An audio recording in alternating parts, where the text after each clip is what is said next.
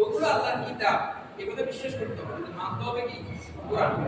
এই চারটি কিতাব বা 100টি সহিফা এগুলো আল্লাহর পক্ষ থেকে নাযিলকৃত, এই দৃঢ় বিশ্বাস রাখতে হবে। এটা দৃঢ় বিশ্বাস রাখতে হবে হেদায়েত প্রাপ্তদের অন্তর্ভুক্ত হতে হবে। কয়টা গেল? 4টা। 5 নাম্বার হচ্ছে ওয়াবিল আখিরাতি হুম ইউকিনুন, যে আখিরাতের প্রতি বিশ্বাস না, ইয়াকিন থাকতে হবে। ইউকিনু ইয়াকিন শব্দ, অর্থাৎ শুধু মনে শুধু বিশ্বাস রাখতে হবে না, একিনের সাথে বিশ্বাস রাখতে হবে। একিন মানে কি?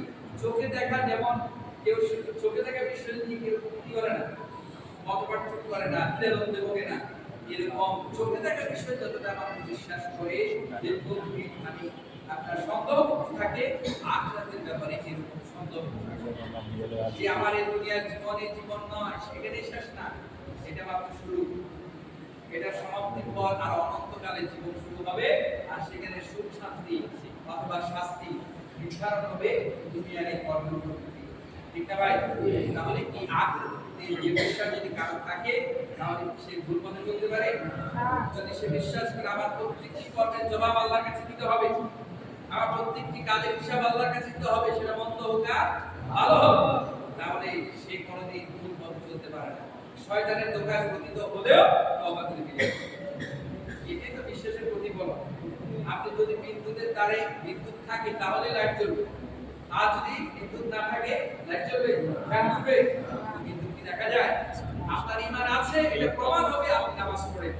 ঈমান আছে, আপনি আখিরাতে বিশ্বাস করেন। ঈমান আছে, আপনি যাকাত দেন, এটাই আপনি ঈমান আছে প্রমাণ। ঈমান এটা দেখা যায়, কর্মে প্রমাণ হয় যে আপনার ঈমান আছে। বিদ্যুৎ যেমন দেখা যায় না, কিন্তু লাইট যখন জ্বলে আমরা বুঝি কি আছে, বিদ্যুৎ আছে। ফ্যান যখন ঘুরে তখন মনে করি কি বিদ্যুৎ এখন আছে, কিন্তু তার মধ্যে কি আপনি বিদ্যুৎ বুঝে পাবেন চোখে? ঈমান হচ্ছে এমন। সুতরাং এবার এই 5টি গুণ যদি আমাদের থাকে, এরপর আল্লাহ কি বলছেন দেখেন, উলাইকা আলা হুদাম মির রাব্বিহিম, এই 5টি গুণ যাদের আছে তারা হচ্ছে উলাইকা, তারা এমন সব লোক আলা হুদাম মির রাব্বিহিম, যারা তাদের রবের পক্ষ থেকে হেদায়েত প্রাপ্তদের অন্তর্ভুক্ত। সুবহানাল্লাহ। আল্লাহ নিজে বলছেন যদি এই 5টা গুণ তোমার মধ্যে থাকে, উলাইকা আলা হুদাম মির রাব্বিহিম, তারাই তাদের রবের পক্ষ থেকে হেদায়েত পাবে।